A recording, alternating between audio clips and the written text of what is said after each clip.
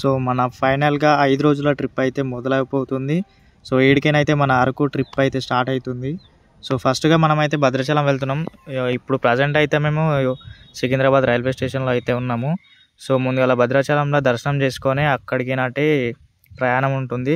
So video మొత్తం చూడండి. అట్లానే కొన్ని ఫొటోస్ కూడా ఉంటాయి. అంటే వీడియో తీయడానికి కొంచెం వీలు కాలేదని చెప్పేసి ఫోటోలు దిగిన అయితే యాడ్ చేస్తున్నా. సో మనం ఇప్పుడైతే భద్రాచలం ఫోటోలు అయితే చూస్తున్నాము. ఇవి భద్రాచలంలో దిగిన ఫోటోలు అన్నమాట. సో ముంగట గంగానదిలో అయితే స్నానం చేసుకొని గోదావరిలో ఇక రాముని అయితే దర్శనం చేసుకున్నాము. సో దర్శనం చేసుకొని ఇక్కడ నైట్ అయితే స్టే చేసినాం అన్నమాట. ఇక్కడ వీడియో తీసుకుందామంటే గుడి లోపల అది అల్లో లేదని చెప్పేసి మా ఫోన్లన్నీ వాళ్ళే తీసుకున్నారు. అట్లా అని చెప్పేసి గుడి లోపల అయితే ఏం వీడియోలు కానీ ఫోటోలు కానీ దిగలేము, మొత్తం బయటనే దిగేసినాము. అట్లనే ఒక రాత్రి అయితే నైట్ ఇక్కడ స్టే చేసి సో ఇక మేమైతే ఇక విజయవాడకి అయితే ట్రైన్ పోదామని చెప్పేసి ఆడ కోరండల్ అనే ఊరు ఉంటుంది, అక్కడ రైలు ఉంటుంది. ఆడికించట్టి ఇక విజయవాడకి అయితే పోతున్నాము. సో ఇవి ఆ ఫోటోలు అన్నమాట. సో విజయవాడలో దిగగానే మాకు వైజాగ్ అయితే ట్రైన్ ఉందని చెప్పేసి సమాచారం వచ్చింది. ఇక వెంటనే టికెట్ తీసుకొని విశాఖపట్నం అయితే పోతున్నాము, వైజాగ్ అన్నమాట. సో ఈడ మధ్యాహ్నం 12 గంటలకేమో ఎక్కితే నైట్ ఆడ దిగేసరికి దగ్గర 8:30-9 దాకా వచ్చింది. సో ఇదే ఆ పిక్ అనమాట. విజయవాడలో విశాఖపట్నంలో అయితే దిగేసి మేము చక్కగా ఒక రూమ్ తీసుకొని అక్కడ స్టే చేసుకొని అంటే ఫ్రెష్ అప్ అయ్యి తినేసి ఫుడ్ తినేసి బీచ్కి అయితే పోయినాము. ఎక్కువ లేట్ అయితే వేయలేము. అదే రోజు నైట్ మాకు మళ్ళా అరకుకు అయితే ట్రైన్ ఉండే, అది మార్నింగ్ 6 గంటలకేమో ఉంటుంది. సో మళ్ళీ నైట్ కొద్దిసేపు రెస్ట్ తీసుకోవాలని చెప్పేసి మేము ఎక్కువసేపు కూడా బీచ్లో అయితే ఎంజాయ్ చేయలేము. కానీ ఎంజాయ్ చేసిన మటుకైతే సూపర్గా ఎంజాయ్ చేసినాం అన్నమాట. సో కానీ లైఫ్లో అయితే ఫస్ట్ టైం నేనైతే బీచ్ చూడడం. ఇంకా మళ్ళీ ఎప్పుడు పోను నాకైతే అంత ఐడియా లేదు. బట్ నేనైతే ఇంకా ట్రిప్స్ అయితే ప్లాన్ చేయాలని అనుకుంటున్నాను. సో నేను మా ఫ్రెండ్స్ అయితే ఫుల్ ఎంజాయ్ చేసినాం. ఉన్న కాడికైనా కొద్దిసేపు అయినా సరే. కానీ ఆడ అసలు టైం ఇంత కూడా తెలియలేదు. మినిమం మేము 8:30కు అట్లా బీచ్కి పోతే మళ్ళీ ఎప్పుడంటే 1 ఏమో అయింది బీచ్లోకి బయటకు వచ్చేసరికి. అసలు టైమే తెలియలేదు బీచ్లో ఎంజాయ్ చేస్తే. సో కొద్దిసేపు రెస్ట్ తీసుకొని మళ్ళీ ఉదయమే 6 గంటలకు లేచి ట్రైన్కు మళ్ళీ అరకుకోవాలని చెప్పేసి ఆ ట్రైన్ దగ్గరికి అయితే పోయినాము. సో చాలా రోజులు అవుతుంది కదా వీడియో లేక, కొంచెం నోరైతే కొంచెం తడబడవుతుంది.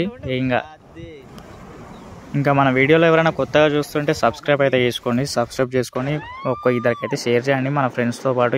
ఎవరికైనా ఇలాంటి ట్రిప్పులు వెళ్ళాలంటే. సో మా బడ్జెట్ వచ్చేసి మనిషికి ఒక 5,000 అయితే తీసుకున్నాము. కానీ మేము ఎక్కువ అయితే జనరల్ అనే ప్రయాణం చేసినాం అన్నమాట. కొంచెం తక్కువ అయింది, 5,000 కూడా కాలేదు.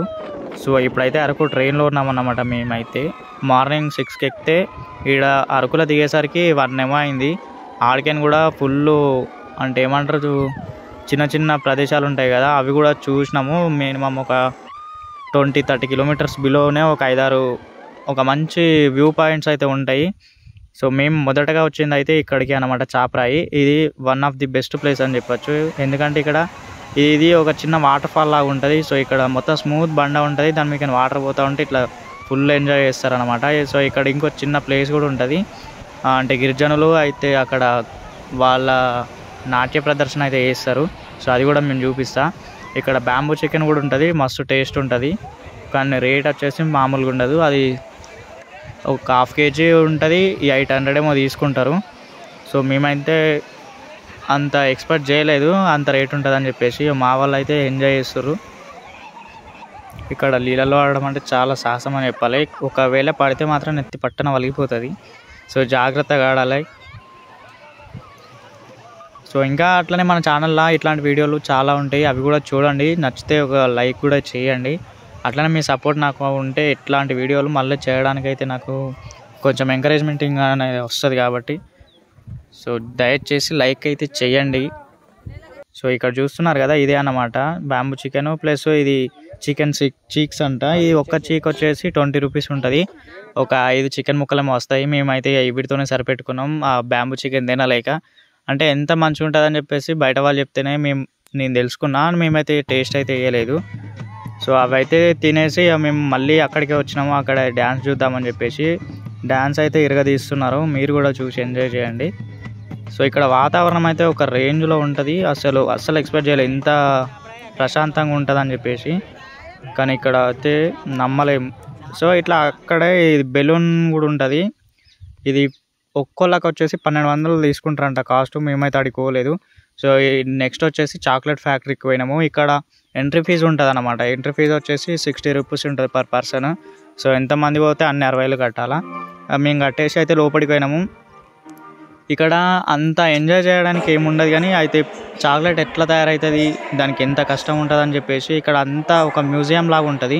వాళ్ళు యూజ్ చేసిన ఐటమ్స్ అన్నీ కూడా ఇక్కడ డిస్ప్లేలా ఉంటాయి. అట్లానే వీళ్ళు చేసిన డిఫరెంట్ చాక్లెట్స్ అయితే ఇక్కడ మ్యూజియం లాగా ఇట్లా చేసి అయితే ఇక్కడ పెడతారు.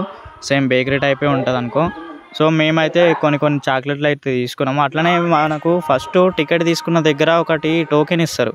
ఆ టోకెన్ మళ్ళీ వీళ్ళకి తెచ్చిచ్చినాం అనుకో, వీళ్ళు ఒక ఫ్రీ చాక్లెట్ అనేది ఇస్తుంది. ఎంత ఉండదు అది.